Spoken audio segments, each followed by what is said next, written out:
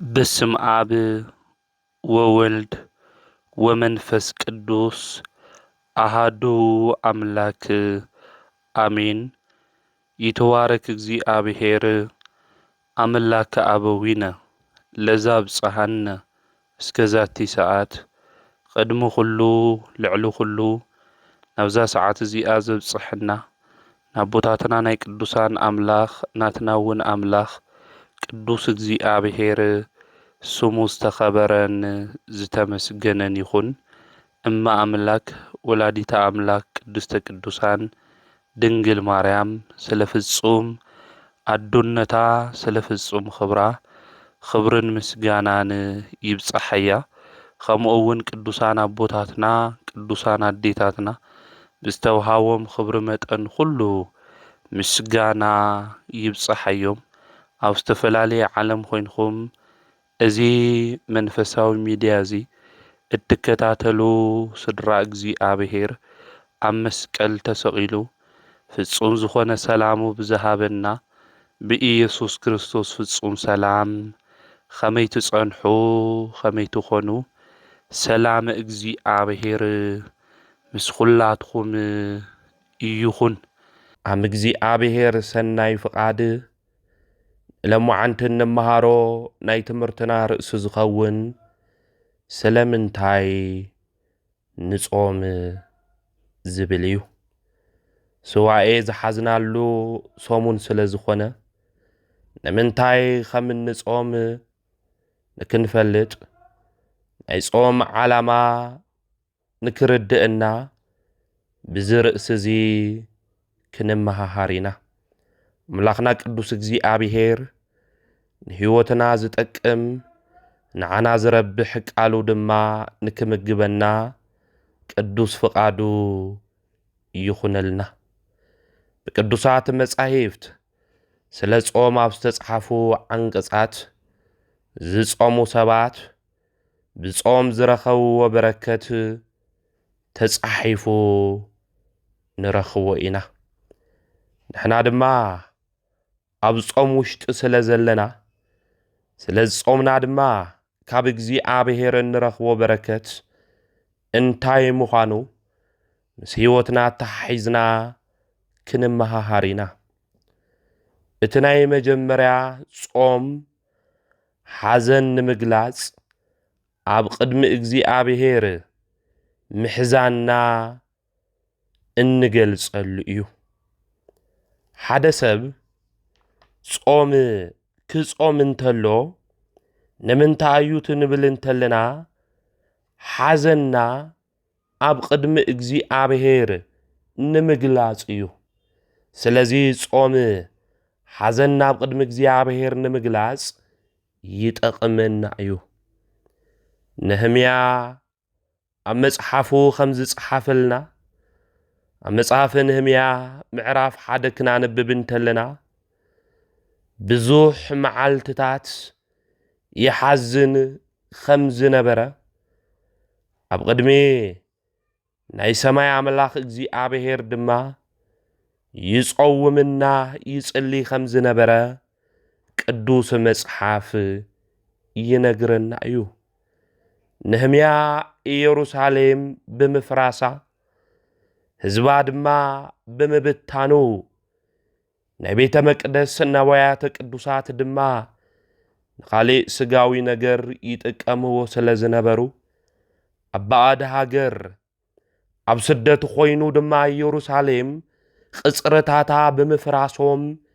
ይሓዝን ነበረ። ሓዘኑ ግን ናብ እግዚአብሔር ዘቕረቦ ብጾምና ብጸሎት ኮይኑ እዩ። ሕና እውን ኣብዚ ዘመን እዚ ብዙሕ ሓዘን ኣለና ወገናተይ። ኣብ ልብና ብዙሕ ትካዝ የለና። ብዙሕ ንእግዚአብሔር ክንነግሮ ዝግብአና ሽግራት እኒአና። ስለዚ ኣብ ሓዘን ውሽጢ ኾይንና ንእግዚአብሔር ክንናገሮ ይግብአና። ጾም ሓዘን ኣለዎ እዩ። ጾም ናይ ልቢ ትካዝ ኣለዎ እዩ። ጾም ኣብ ቅድሚ እግዚአብሔር ምሕዛንና ንኡን ንገልጸሉ መንገዲ እዩ ነዚ እዩ ነህምያ ብዙሕ መዓልትታት ይሓዝን ነበርኹ ኣብ ቅድሚ ናይ ሰማይ ኣምላኽ ድማ ይጸውምን ይጽልይን ነበርኹ ኢሉ ዝናገር ኣብ ቅድሚ እግዚኣብሔር ሓዘኑ ብጾም እዩ ነይሩ ዝገልጾ ነይሩ ኣብዚ ዘመን እዚ ንሕና በብዙሕ ነገር ሓዚንና ኢና ኣብ ውሽጥና ከም ሓዊ ዘቃጽሉና ዘንድዱና ብዙሕ ሓዘናት ኣለውና እዮም እዚ ዘመን እዚ ናይ ሰሓቕ ዘመን ይኾነ ወገናተይ ልብና ብሓዘን ስምዒት ዝተወቕዐሉ እዋንና ግዜ እዩ ምኽንያቱ ኣብ ውሽጥና ኣብ ማእኸልና ብዙሕ ሽግራት ስለ ዘለዉ በብዙሕ ሽግራት ውሽጢ ኮይንና ድማ ክንጸውም እንተለና ናይ ሓዘን ስምዒት ክስምዐና ይግብእና እዚ ዘመን እዚ በዓልና ንበዓልና እናተቐታተልና ናይ ጭንካኔ መንፈስ ኣብ ልብና ዝነገሰሉ ዝሕዝን ዘመን ኢና ዘለና ናይ ብሓቂ ጾም ንግበሮ እንድሕሪልና እናሓዘና እናበኸና ኢና እዚ ጾም እዚ ክንጾሞ ዝግብአና እቲ ብርሃን ጸልማት እስካብ ዝመስለና ነገራትና ኩሉ ብሓዘን ዝተወሓጥናሉ እዋን ኢና ዘለና ወገናተይ ስለዚ ክንጾም እንተለና እናሓዘና ኢና ክኾን ዝግብኦ ጾምን ስለ ዝተኣወጀ ጥራሕ ዲና ንጾም ዘለና ኸዚ ቤተ ክርስቲያን ጾሙ ኢላ ብኣዋጅ ስለ ዝነገረትና ጥራሕ ድዩ ወይስ ለውጥ ንምምጻእ ኢና ንጾም ዘለና ወገናተይ እናሓዘና እናበኸና ውሽጥና ድማ ተሰሚዕና ዘለው ነገራት ንክስተኻኸሉ ለውጥ ንክመጽእ ኢና በብዙሕ ብኽያት በብዙሕ ንብዓት ናብ እግዚኣብሔር ነገራትና ኩሉ ነምልክት ዘለና ሕዚ እኮ ዝሕዝኑና ነገራት እኮ ብዙሓት እዮም ብሓቂ እንነጋገር ተተባሂልና ዝሕዝኑና ነገራት ኣብ ውሽጥና የለውን ድዮም ወገናተይ ብዙሓት ነገራት እኮ እዮም ዝሕዝኑና ኣብዚ እዋን እዚ እስኪ ንውሽጥና ንፈትሾ እስኪ ንልብና ንንገሮ ብዙሓት እኮ ካብ መንደሮም ካብ ገዝኦም ተፈናቂሎም ኣብ ኬንዳ እዮም ዘለው ብዙሓት እኮ ዝበልዕዎ እንጀራ ስኢኖም ጾሞም እዮም ዝሓድር ዘለው ስለዚ እናሓዘና እናበኸና ኢና ክንጾም ዝግብአና ነህምያም ብዙሕ ግዜ ይሓዝን ከም ዝነበረ ክሓዝን እንተሎ ድማ ኣብ ቅድሚ እግዚኣብሔር ብጾምና ብጸሎት ከም ዝነበረ እዩ ዝነግረና ሕዚ እኮ ብዙሓት ሰላም ስኢኖም ካብ ገዝኦም ወፂኦም ኣብ የመን ራጎ ዝቐጽረዩ ዕሸላት ሕዋትና እኮ ብዙሓት እዮም ወገናተይ ብዙሓት እኮ ዝበልዕዎ ስኢኖም ንልመና ካብ መሬት ዓዶም ናብ ዝተፈላለየ ቦታ ዝተዘርኡ ወገናትና እኮ ብዙሓት እዮም ቀጻሊ ተስፍኦም ጸልሚትዎ ብኢሚግሬሽኑ ካብ ዓዲ ብስደት ንምውጻእ ምሳና ምንባር ኣጽዲእዎም ተስፋ ነግኦም ዝጸልመቶም ብዙሓት እዮም ዘለውና ስለዚ ብዝሓዘን ውሽጥ እዚ ተኸቢብና ሰላምና ስኢና ፍቕርና ስኢና እንበልዖ ዳቦ እኳ ዝሰኣናሉ ዘመን ድኽነትናን ስእነትናን ዓለም ዝፈለጠሉ ዘመን ግዜ ኢና ዘለና ስለዚ እዚ ጾም እዚ ክንጾም እንተለና ኣብ ውሽጥና ብዙሕ ሓዘን ስለ ዘሎ ብልምዲ የኾነ ክንጾሞ ዝግብአና ብምሕዛን ኣብ ሓዘን ውሽጢ ኮይንና በብዙሕ ንብዓት በብዙሕ ሓዘን ኮይንና ክንጾም እዩ ዝግብአና ስለዚ ነህምያ ናይ ኢየሩሳሌም ጉዳይ بنبعات خوينو أب قدم እግዚአብሔር حزنون እግዚአብሔር ዝገለጸሉ ብጾም ከም ዝኾነ ንሕና እውን ኣብ ውሽጥና ብዙሕ ሃም ሓዊ ዘቃጽሉና ዘሳቑና ሓዘናት ኣብ ውሽጥና ኣለዉ እሞ እዞም ሓዘናት እዚኦም መፍትሒ ምእንቲ ክረኽቡ ጾምና እውን ሓቀኛ ጾም እግዚአብሔር ዝተቐበሎ ኮይኑ ምሕረትን ሰላምን ፍቕርን ምእንቲ ከውርደልና بحزن وشتي بنبعات وشتي خوينا أملاخنا እግዚአብሔር كنلمنو يقبئنا خالي صوم كنصوم انتلنا أب قدوسات مصحفتي 5 تصحافه بعلنا كناوارد يقبئنا رأسنا تحت كنبل يقبئنا أبوتاتنا صوم كصومون تلو أديتاتنا صوم كصومان تلوا بعلوم عواردوم نرأسهم تحت بلوم أب قدم እግዚአብሔር تنبركيهم يوم زصومون زصليون نيروم أوزيا مصحف إزرا معراف شمون تقصر إسراء حدي خمزي إزبلنا أنا دما أب قدم እግዚአብሔር أملاخنا رأسنا كنا واردي زبل أب قدم እግዚአብሔር ምእንቲ ርእስና ክናዋርድ ይዝብል ንዓናን ንህፃናትን ንኹሉ ጥሪትን ቁኑዕ መንገድን ክኾነልና ዝቐነዐ ነገር ምእንቲ ከጋጥመና ኣብ ጥቓረዋ ኣህዋ ጾም ኣወጅኹ ይዝብል ስለዚ እዝራ ዝናገረና ዘሎ ኣብ ቅድሚ እግዚአብሔር ባዕልና ዋሪድና ጾምና ኢሉ እዩ ዝናገር ቤተ ክርስቲያን እዚ ጾም እዚ ጾሙ ክትብለና እንተላ ኹርዓትና ዝትንፍሰሉ ወቕቲ እዩ ወገናተይ ክኾን ዝግብኦ ኣውዚ ጾም እዚ ክንጾም እንተለና እዚ ናይ ጾም ግዝያት እዚ ቤተ ክርስቲያን በአዋጅ ጾሙ ክትብለና እንተላ ኹርዓትና ትዕቢትና ትሕትሕት ክብል ይግብኦ ከዝኮ መብዛሕቲና ጾም እኳ ክንጾም እንተለና ብትዕቢት መንፈስ ኮይና ኢና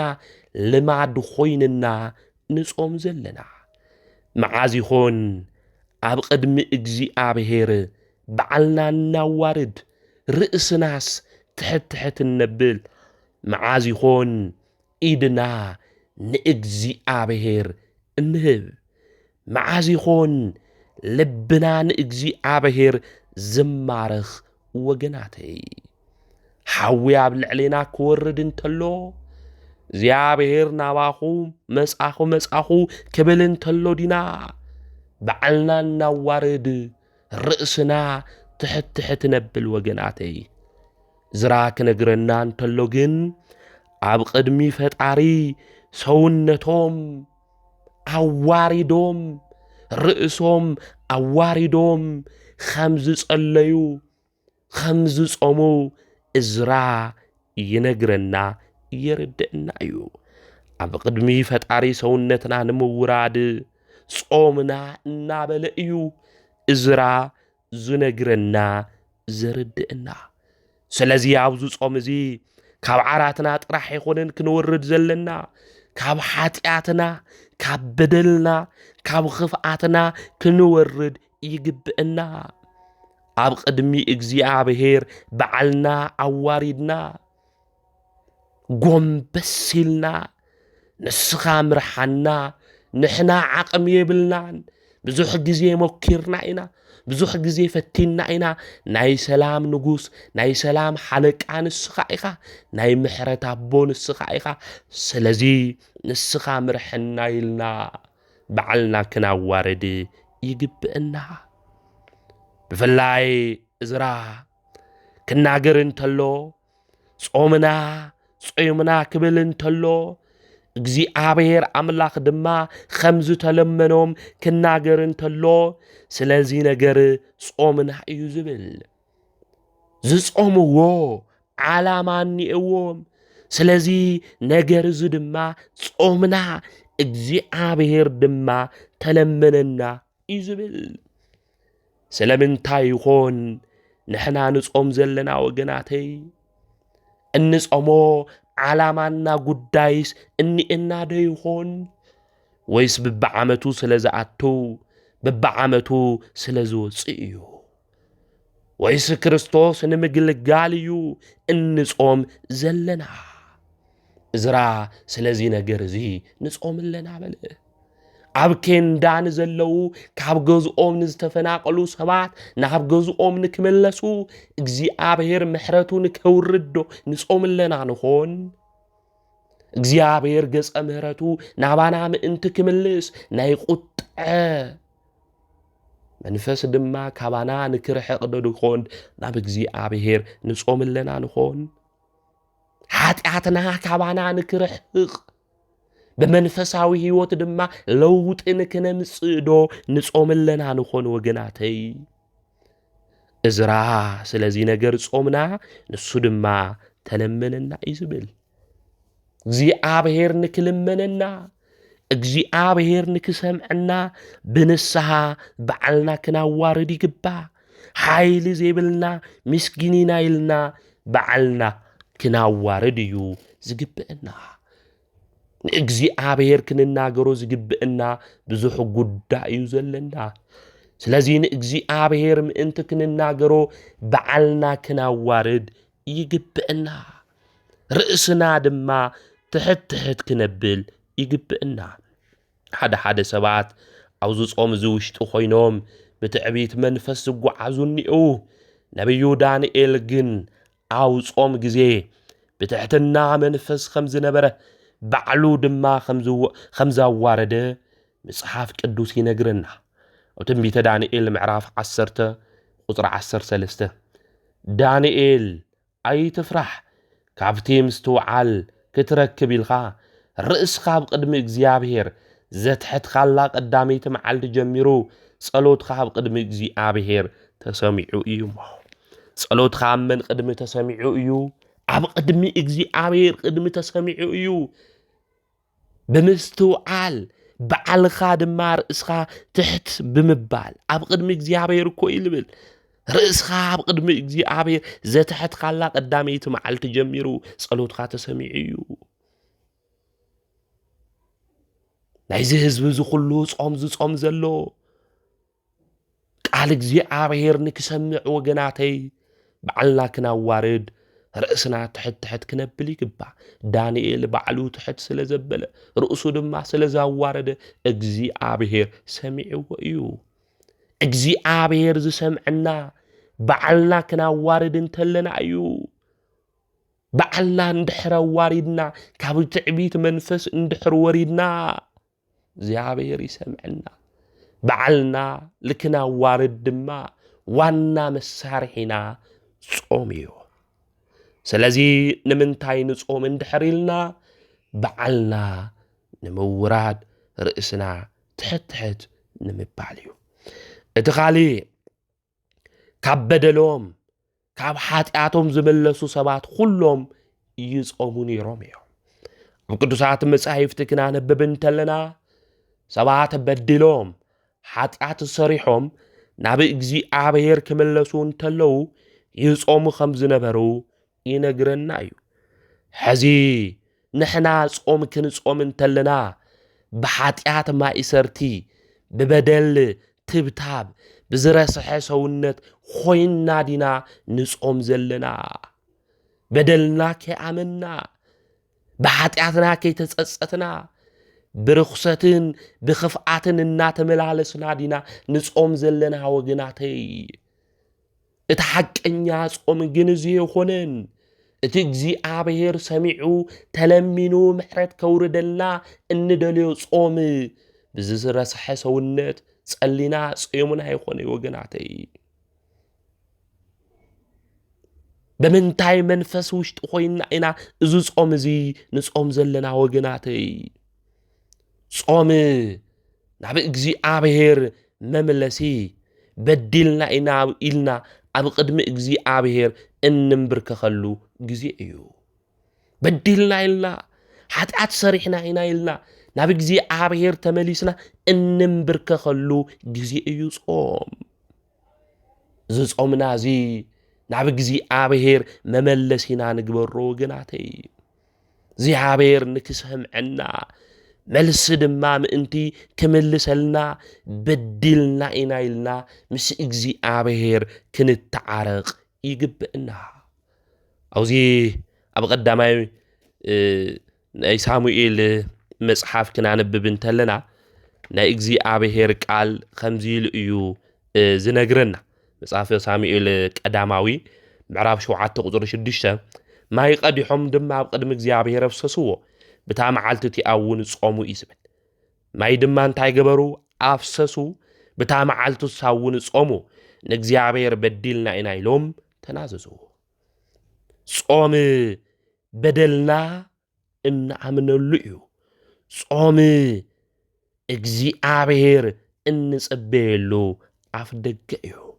صومنا بإجزي عابهير إن ملسو لئيو وقناتي زوم هزب زيوم ما يوم مسفسسو بتا معالتو السادما صوم مسعوجو نإجزي عابهير بدلنا يلوم يوم تنازيزوم نحنا صوم كنصوم انتلنا نعملاخنا بدلنا إلنا مملس دا نقبرو لنا بدلنا نعملو دا نقبرو لنا إجزي عابهير نتصبيلو عاف دقدا نقبرو لنا ويس ساعات كبصح انتلو إنا سؤلنا نبله معالت انت إنا تصبنا عامت إزي مقبار كي خعلنا سؤلنا إنا معالت تاتنا نقودو زخدو زلو سلازي مستو علي يدلئيو معالتنا تصبخا عامت زي مقبار كي تملسنا عدلاي يخونن هندي حتوتات كي تملسو هندي صوم حليف يخون وقناتي صوم كو حتوتاتنا زملسلو اواننا غزي كويو بزح غزي جنص يومنا عينا هندي غزي يخون حتوتاتنا تملس يخون وقناتي سلازي مستو علي دلي صومنا كن صوم انتلنا بدلنا تنازيزنا زراسح سونتنا بنسها حازمنا بنصهنا خوينو كنصوميو زغبئنا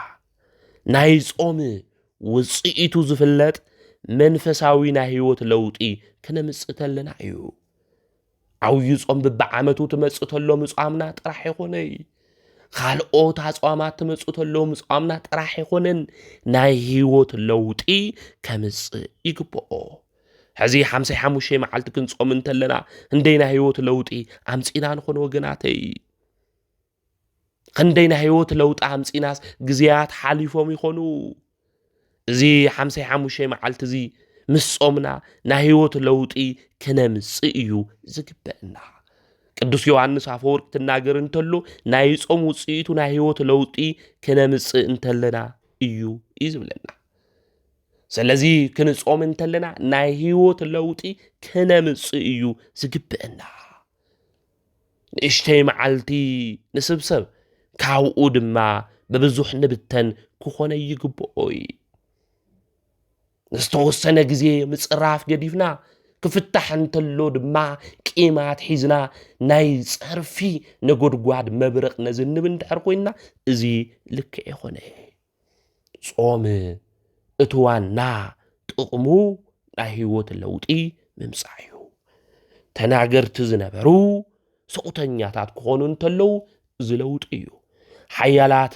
ድኹማን ምዃኖም ክሓስቡ እንከለው እዚ ለውጥ እዩ ናውዝ ዝብሉ ዝነበሩ ክውሰኑ እንተለው እዚ ለውጥ እዩ ስለዚ ጾም ክንጾም እንተለና ናይ ህይወት ለውጢ ክነምጽእ ይግበአና ህይወተይ ተቀይሩ ዶ ህይወተይ ተለዊጡ ዶ ኢልና ክንሓስብ ይግበአና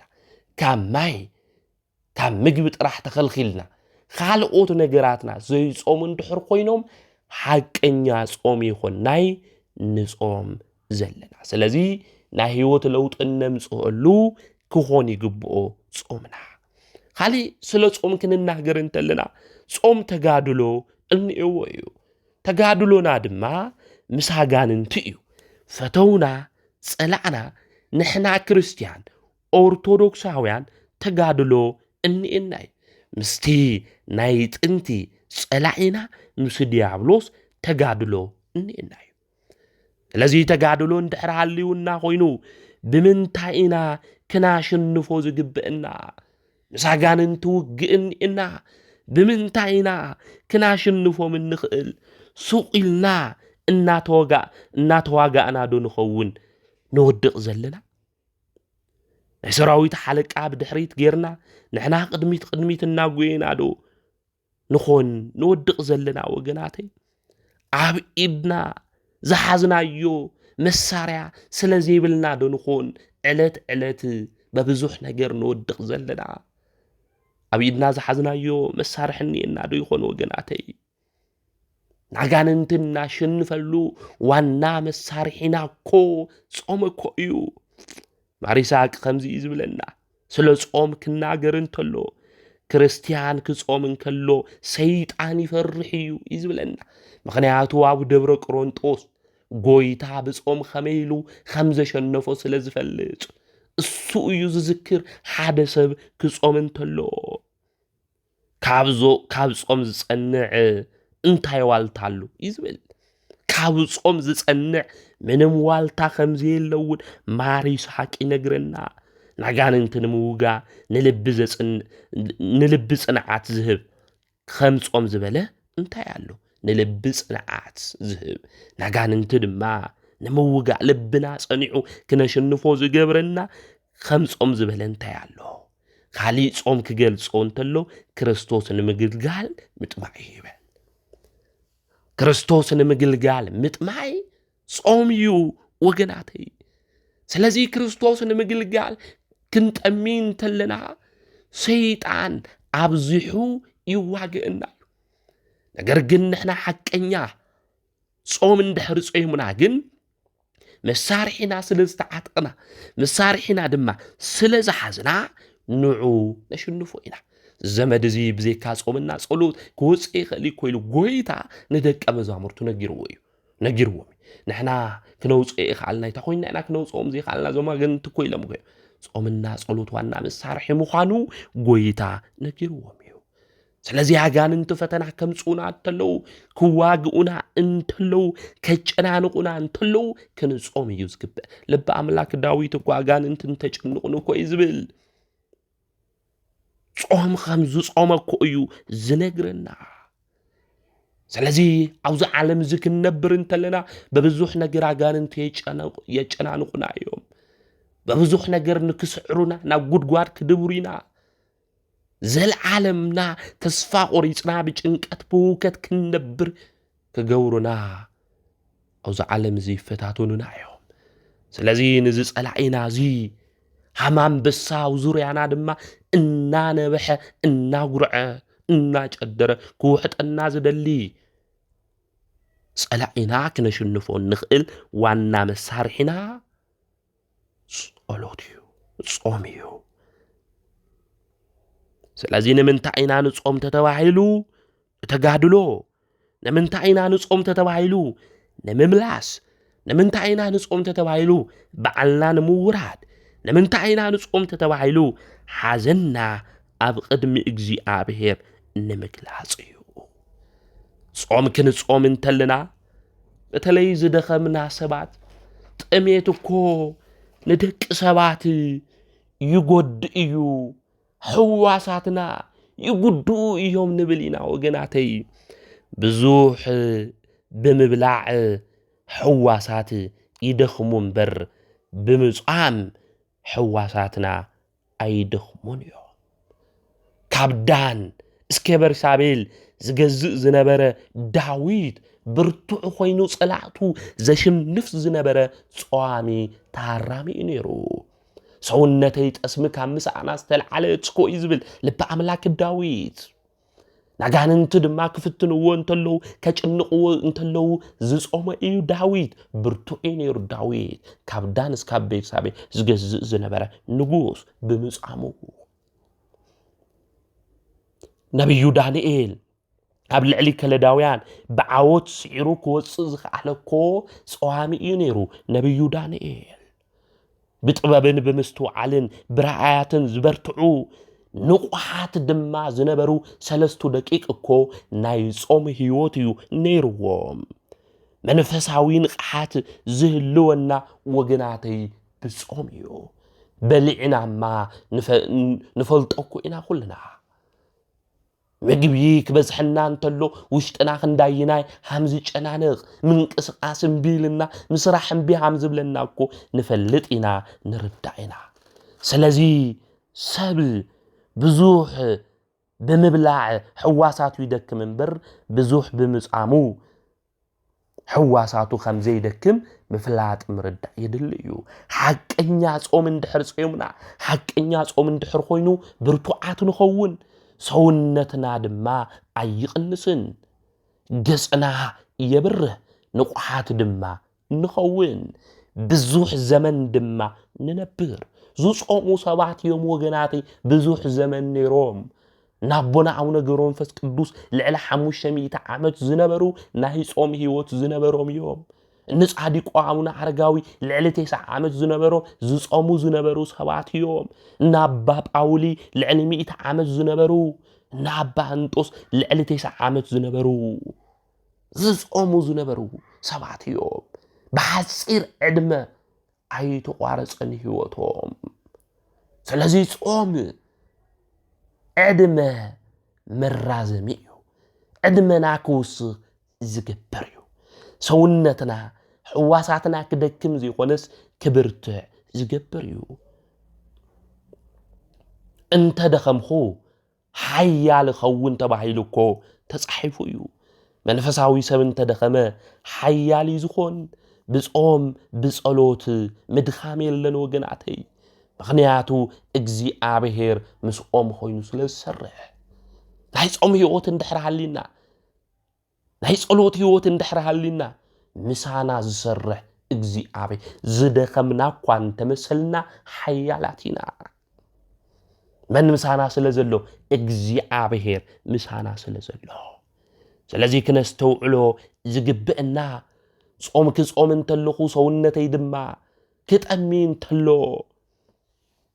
ክደክም እየ ዝብል ሓሳብ ልክዕ ከምዚ ኾነ ምፍላጥ ምርዳእ ኣድላይ እዩ ክርስቶስ ንምግልጋል ምጥማይ ማለት ጾም እዩ ስለዚ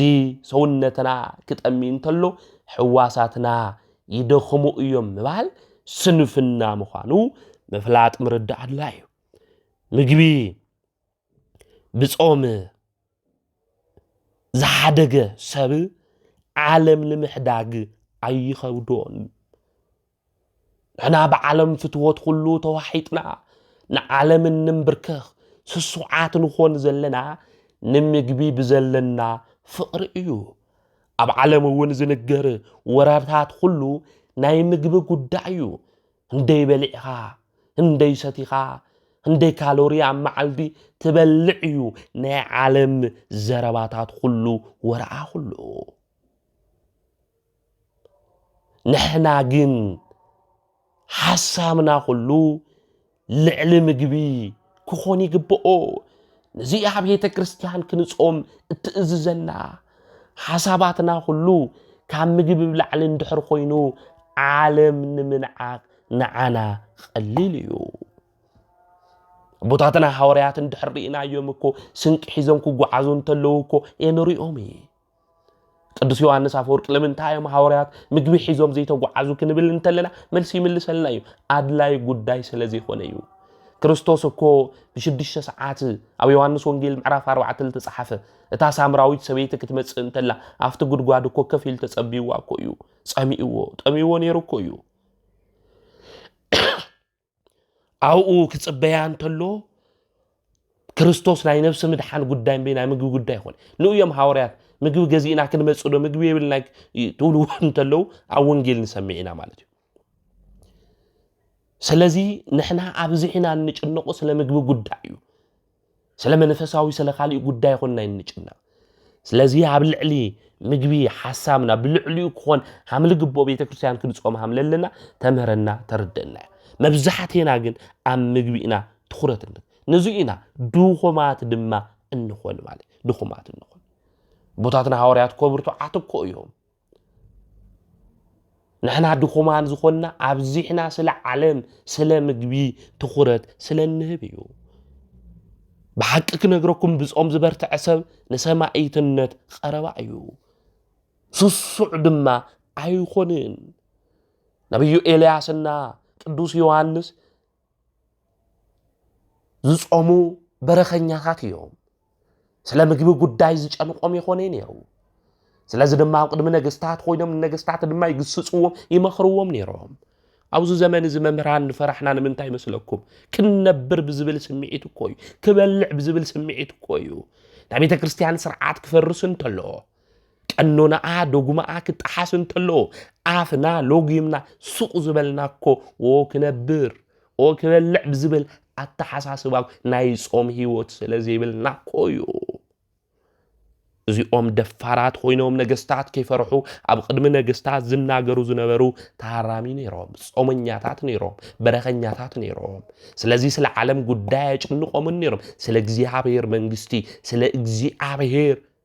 ሕግና ስርዓት እዮም ዘምህሩ ነይሮም ፈራሓት ይኾኑ ነይሮም ፈራሓት ዝኾንናኮ በላዕቲ ስለ ዝኾንናኮ እዩ ስለ ስጋዊ ጉዳይ እንጭነቕ ኣብዚሕና ስለ ዝኾንና ጥራሕኮ እዩ حدقن كنبر حدقن كبلع زبل التحساسواتات النمس ناي مقبيت عمي عوشت انا تقويرو ايمرونا حيزو نقراتنا لكي نسرحي قبرنا ايو كنفلت اوزقبئنا قل ناي مقبيت عمي حسيريو كاو عافناس كاو قررنا ايو قراتي نحسير زخوانا نقرينا انج النقزلنا سلا مدراوي نجر تجنقنا سماياو نجر نقدف لنا لزيو سلازي مجبي بصوم زحادق سب عالم المحداق عالم المنحاق اي خودي نسمع ايتنت دما قربعيو سلازي نمجبيلنا هذا سبات كون مجبي لهم كو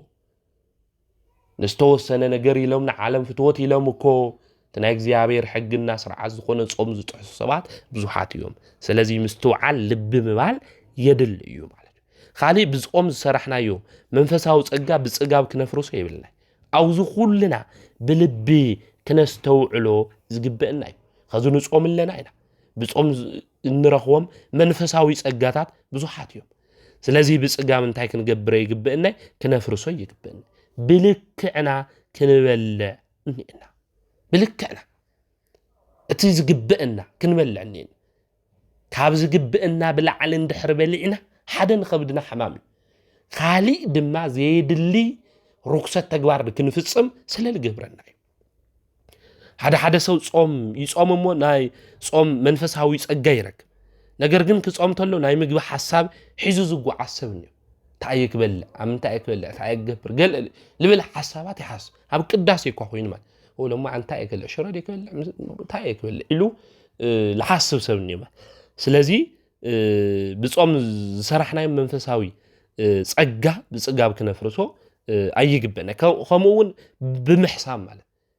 ناي مغبا حساب حيزنا كنغعاز يبلنا حدا سو كو نايدو ساعات لري سوني او صوم غزي مالتي همون قدامي سنبتك مصطل الحقوس اي خزما انغي البلع شي عن ساعات مبلع يلي 11 ساعات مبلع يليلو لحقوس سبنيو ነገር ግን ቀዳሚ ሰንበቲ በመምጽኡ ተለይኾነ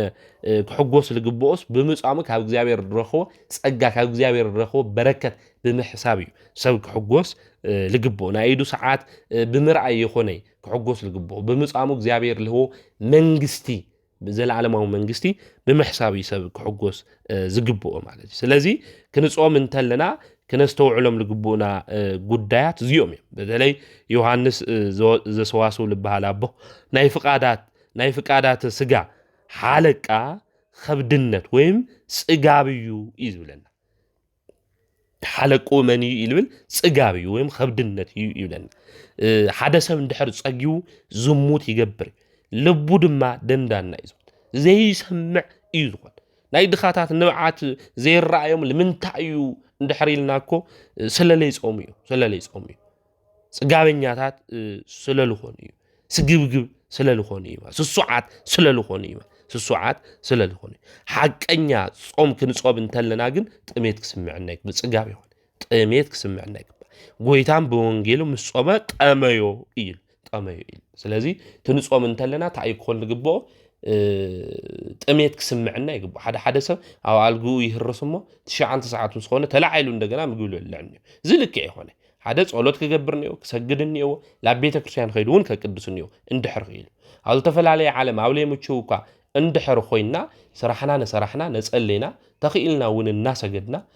ከምኡ እውን ብዩቱብ እናቀደስና እዩ ጾምና ክኾን ዝግብኦ እምበይ ደቂሱ እስካብ 9 ሰዓት ማይ ተሓጺኡ ምግቢ ልበልዕ ሰብኒ እዚ ልክዕ ይኾነ ማለት እዩ ትንጾም እንተለና ጥሜት እውን ክስምዐና ይግብኦ ጽጋብ ከቢድ እዩ ኣምላኽና ከርስዐና ዝገብር እዩ ማለት ኣምላኽና ከርስዐና ዝገብር ዓለም ስለል ጸገበት እዩ ኣምላካ ትርስዕ ለላ ማለት ስለዚ ብልክዕና ክንነብር ይግብአና ካብ ጽጋብ መንፈስ ክንወፅእ ይግባእ ማለት ዝጠመየ ሰብ ዓቕሙን ድኻሙን ስለልፈልጥ ካብ ትዕቢትን ካብ ባዕሉ ምትእመማን ብዝበለጸ ናብ ኣምላኹ እዩ ዝኸድ ብባዕሉ ይኾነ ይልተኣማምን ብኣምላኹ ይልተኣማን ካብ ትዕቢት መንፈስ ናይ ትሕትና መንፈስ እዩ ለለዎ ዓቕሙን ድኻሙን ስለልፈልጥ ናብ ልበለጸ ላብ ኣምላኹ ላብ እግዚአብሔር ይልኸድ ካብ ትዕቢት መንፈስ ማለት እዩ ትዕቢት ለለዎ ሰብ ናይ ጽጋብ መንፈስ ለለዎ ሰብ እዩ ማለት እዩ እና እዚ ብደንብ ጌርና ክንርድኦ ክንፈልጦ ይግበአና እና ብምጻውና እንሰርሖም መንፈሳዊ ጸጋታት ብጽጋብ ክነፍርሶም ከም ለይብልና ምፍላጥ ምርዳእ ይግባእ ማለት ካሊእ ክንጾም እንተለና ካብ ጥሉላት ነገራት ንኸልኸል እያ ትብል ቤተ ክርስቲያን ካብ ጠስሚ ካብ ጸባ እሱ ጥራሕ ለይኾነስ እንፈትዎ ነገር እውን ክንሓድጎ ይግበአና እንፈትዎ ነገራት ነው መስተ እንፈትዎ እንድሕር ኮይና ኣልኮና እንድሕር ኮይና ክንሓድጎ እኒና ንሕና ስሚዕትና ደስ ዝብሎም ነገራት እንድሕር ሃልዮም ኩሎም ነገራት ኣብ ጾም ግዜ ታይና ክንገብሮ ዝግበአና ክንሓድጎ እዩ ዝግበአና ብጽጋብ ምኽንያት ሓደ ሰብ ንብዓት እኮ ይመጽኢል ነይበኺለ ገለ ይብል ነገር ግን ሓደ ሰብ እንድሕር ጸጊቡ ንብዓቱ ይደርቕ እዩ ዝጠመየ ሰብ ወይም ዝጾም ሰብ ግን ንብዓት ጸጋ ይባሃው እዩ ንብዓት ጸጋ ይባሃው እዩ ከምኡ እውን ሱቕ ዝበለ ኢልኾን ለየናገር ኢልኾን ሩህሩህ እውን ኢልኾን ንባዕሉ ተጠሚተሎ ተወልጠመየ ሰብ ሞጺኡ እኳ ተናግሮ ተሎ ሩህሩህ እዩ ልኾን ብቲ መንገዲ እሱ ድማ ይምጽውት እዩ ማለት እዩ ንጸግብ እንድሕር ኮይና ግን ላው ዝሙት ላብ ለየድሊ መንገዲ ኢና ንኸድ እንዲያውም ሓደ ሊቅ ትናገር ተሎ ጽጋብ ናይ ዝሙት ኣቦኡ እዩ ኢሉ እዩ ልናገር ማለት ጽጋብ ናይ ዝሙት ኣቦኡ እዩ ኢሉ ልናገር ስለዚ ላብ ለየድሊ መንገዲ ካብ ንኸድ ኃጢአት ካብ ንሰርሕ ጾይምና ላብ ገዛና እኳ ትንምጽ ተለና ትነቅድስ ተለና ሰዓትና እውን ክበጽሕ እንተሎ ክንገብሮ ዝግበአና ብልክዕና ክንበልዕ ይግባእ እስካብ ንጸግብ ክንበልዕ ኣይግበአና ስለዚ ንምንታይ ንጾም እንድሕሪልና ሓዘንና ንምግላጽ እዩ ንምንታይ ንጾም ተተባሂሉ ብእግዚአብሔር ቅድሚ በዓልና ንምውራድ እዩ ንምንታይ ንጾም ተተባሂሉ ንሳጋንንቲ እንዋገእሉ መሳርሒ ስለልኾነ እዩ ንምንታይ ንጾም ተተባሂሉ ሰማዕትነት ንምልምማድ እዩ ንምንታይ ንጾም ተተባሂሉ ዓለምን ድሌታን እንንዕቐሉ ዋና መንገድና ጾም ስለዝኾነ እዩ ንምንታይ ንጾም ተተባሂሉ ካብ ምግቢ ሓሳብ ብላዕሊ ንክንኾን እዩ ንምንታይ ንጾም ተተባሂሉ እግዚአብሔር ጸሎትና ልመናና ምእንቲ ክሰምዐና እዩ ማለት እዩ ስለዚ ንጾመሉ ምኽንያት እዚ ምዃኑ ፈሊጥና ሓቀኛ ጾም ልክንጾም ጾምና በሰላም ሐምለ ጀመረና አምላክና ቅዱስ እግዚአብሔር በሰላም ይፍጽመና ወስብሐት ለእግዚአብሔር ወወላዲቱ ድንግል ወለመስቀሉ ክቡር